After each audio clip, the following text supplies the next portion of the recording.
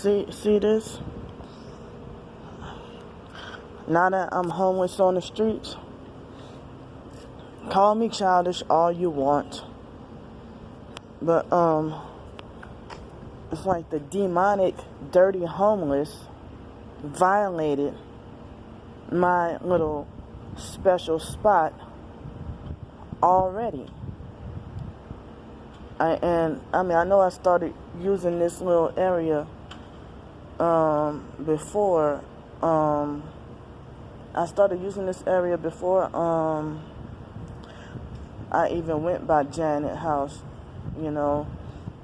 and like I'm the only one who uses this thing right here to charge my phone. So, if the construction people use it, that's fine. But this thing is neglected, it's left open. I know it was, another like dirty homeless perp who, just wanted to copy off of me. And also, with my OCD and knowing that if they touch it and they're dirty, this is where I plug my phone up at, And so, I read that's one of their tactics, the perps to, your little sacred spot. I know I don't own this property or anything like that, but this is my little sacred spot. And the perps just, I'm not allowed to charge my phone. So this is how they,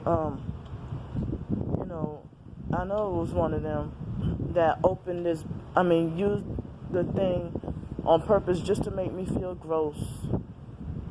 Knowing I have OCD and don't like anything to touch anything dirty or touch after somebody with dirty hands or something like that, Well, speaking of homeless, ever since after I did that video, it seemed like all the homeless came out of the woodwork, and now I'm starting to see, well, not all of them, but I've seen a few. Because I was wondering, they weren't even really at the library anymore. I was like, where is everybody? And right after I did that video, now I see the homeless again. And they, these so-called, these homeless men, it's mainly the men who, I've been raped before, and I suffer OCD, been suffering OCD since a child. And, I've been suffering OCD since a child. And, I'm sorry, I can't get my words out and repeat myself. I've been suffering OCD since a child, and then, being targeted, I've been raped quite a few times, and so, it's like, when it comes to the so-called homeless community, I don't care about, the social distancing or whatever, but that's my OCD, anyway.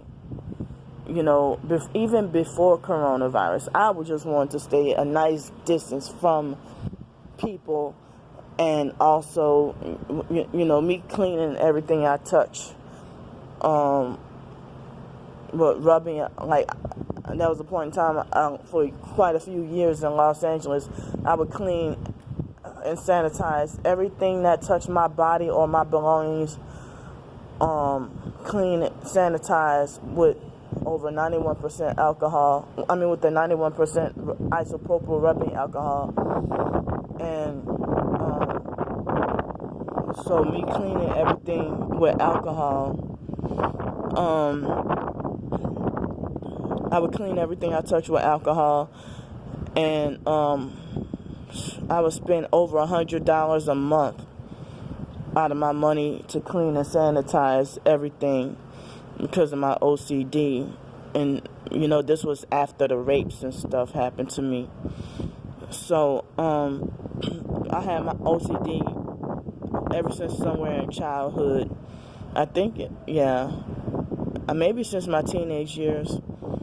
But I think in my little records or whatever, they said I had OCD rituals or habits even when I was 5 years old in kindergarten. They said I had signs of OCD symptoms or something like that. So, and they say that a lot of times OCD, obsessive compulsive disorder,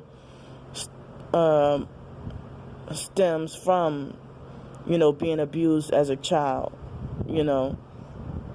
So, I just feel like my little area is tainted, it's ruined, can't be my comfort zone anymore. That's just like with that homeless couple, those perps who stole my spot, my sleep spot, and lie and say that they always sleep there, and that first they said they've been sleeping there for 2 weeks, then they said they've been sleeping there for months. I'm like, no, because I've been sleeping there. So when I caught them in that lie, they got mad at me, but then they made it like I was bothering and harassing them when I know that they were perping me, because once they tainted me with their filth and their nasty ass dirty dog who had they littered my area, and they littered the spot, and also they had dog food and dog piss that they left. It's like, I'm wondering, why am I smelling dog pee? And that was my protected spot under the rain. Just like I don't know if y'all can see this. The cloud is very cloudy, and it looks like it's supposed to rain. I felt a few raindrops. That's why I packed up my sleeping bag and put it in what I thought was my secret area. And then after that, came and walked over here, and then I noticed that. So I can't have like a rainy day. This is like my rainy day or sunny day. Like if it's too rainy or too sunny, this is my new spot, to come to protect myself, get myself some shade and some shelter, to protect myself. The police told me it's okay for me to sit here, but, I just feel so robbed and violated already, And I heard some other homeless people are, territorial too, especially if nobody comes here. Nobody. This building is, it has a sign on, like, available for sale. So, I had to learn here in Pensacola that if a business says, for sale or whatever, then I guess it's not private property and the police are not going to tell you anything, at least here in Pensacola. But I didn't know that in New Orleans. I wasn't aware of anything like that. Plus, I didn't have any, New Orleans is more urban and more city than Pensacola. But not to say that Pensacola is the country. It's clearly not. But, they have some wooded areas and some country areas and stuff. But New Orleans is, like, very city. So it's hard for me to have a secret little potty spot or a secret hiding spot to hide myself. That's why I have my storage unit. And that's why I don't carry food around, because the idea is like so heavy and I don't have any place to store any food. So, wow.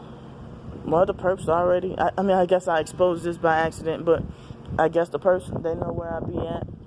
So, this is my first time. No, it's not. I did a video over here before, a couple of videos over here before. But, so, I'm going to end this video right here. And, it seems like every little secret spot, it seems like as if they want to, run me off from everywhere, when I'm homeless on the streets or have a place to live. It's like they want to keep me on the run. And then, like the video I did where the same people who, narcissistic abusers and gang stalking perps who try to bully, harass, and lecture me, telling me, you can't keep running, they're the same people who got you on the run. but usually I guess some of the construction people, they have dirty hands too, but I doubt if it was one of the construction people. I think it was other homeless people. It seemed like when you got your secret little idea and then they want to follow and steal it, and then all of a sudden it just becomes ruin for everybody. Like when I was sleeping on a college campus that I was the college that I graduated from, that university, and they let me sleep there a good 6 months. And then, I didn't go around telling anybody, really, where people ask me, well, they want to aggressively demand an answer for where I sleep at night. And then they get coercive and pushy and forceful with demanding to know where I sleep at. And the same people who don't give a fuck about me, but they want to know where I sleep at night. And I'm like, it's, I don't tell nobody where I sleep at. So then they get mad and stuff, or they act like they want to report me to welfare or adult protective services, or act fake like they're concerned for my safety on purpose just to take away my freedom, independence, and rights and secret life. Yeah, I say secret life because, I just like to be alone. All these people want to talk about me being hungry for friends, but I prefer to be alone and by myself. And I just, but I feel like I need a support system. But these people ain't out here to support me. They're only out to, make me feel worse. So, I mean, I don't know. Maybe I'm taking this the wrong way. And I know I closed this thing all the way, and it usually snaps through all the way. But, I mean, I know I closed this little box right here. So maybe the wind must have opened it, and I must be tripping, But I just saw the thing open and just freaked out. But yeah, my secret homeless spot on University of New Orleans UNO's campus, where I graduated from, where they wrongfully banned me from it and set me up and had a weird scenario 18 days after I started my YouTube channel. And then, like a couple of weeks before then, they started to have this homeless guy who the university police saw him and smiled and was nice to him and worshiped him because they worship his dog and he worshiped his dog, and they were everywhere. I mean, he was they gave him more rights to be on I'm a freaking alumni, and this guy came from out of nowhere, and he tried to lie and say that he's a matriculated college student. Then he tried to turn around and say that he's auditing classes. I'm like, no, motherfucker, there was another target, and they're getting louder and louder. There's another targeted individual who told me that that he was sneaking on the campus, and the reason why the police told me something and not him is because that homeless guy, the dirty homeless guy, Bradley, with the dog, it's like the lady told me that the reason why they allowed him to be there and had a problem with me being there, or they had a problem with me sleeping, but they didn't have a problem with him being there, is because he was a perp. And she said that that's how they found out. I mean, that's how he found out where I was at. Because it's like, how the hell? I mean, I didn't tell the homeless community where I sleep at. I didn't tell regular people. I didn't tell really nobody where I sleep at. But the foster mom aggressively demanded an answer where I sleep at. And it seemed like, well, it wasn't much longer. I think the foster mom must have told her daughter and her husband, the foster sister Shelly and Greedy Dykes Brian. I think that I don't have any proof, but I assume, and I wouldn't be surprised if they called up the university police and told them, to keep a close watch on me or something like that, But at first I would just show my badge, and the police, I showed my alumni badge, and the police had no problem with me sleeping on the campus for at least a good 6 months. And then, not all that long after foster mom found out, like, because the foster cousin, Shelby, he was perping me, and he pretended to be, I didn't know I was gang stalking at the time, and he pretended to be fake nice, and then asked for my phone number, and then knew I was homeless. And as rich as they are, he didn't offer to give me a few dollars. He didn't offer to, well, hey, why don't you come stay by me and my wife or something, or we'll rent you a room, or none of that. He just took my phone number and then snuck behind my back and laughed. And then after he laughed, then he went and gave the foster mom my phone number. That's when the foster mom was fake outraged about me being homeless. After she been telling me all these years that I deserve to be homeless on the streets, then she become fake outraged, like she's fake concerned about me being homeless on the streets. So, this video turned out to be longer than I wanted it to, but I guess it was shortly after the situation with the foster mom. I think that was when I started noticing the demonic, dirty, homeless Bradley guy, perping me.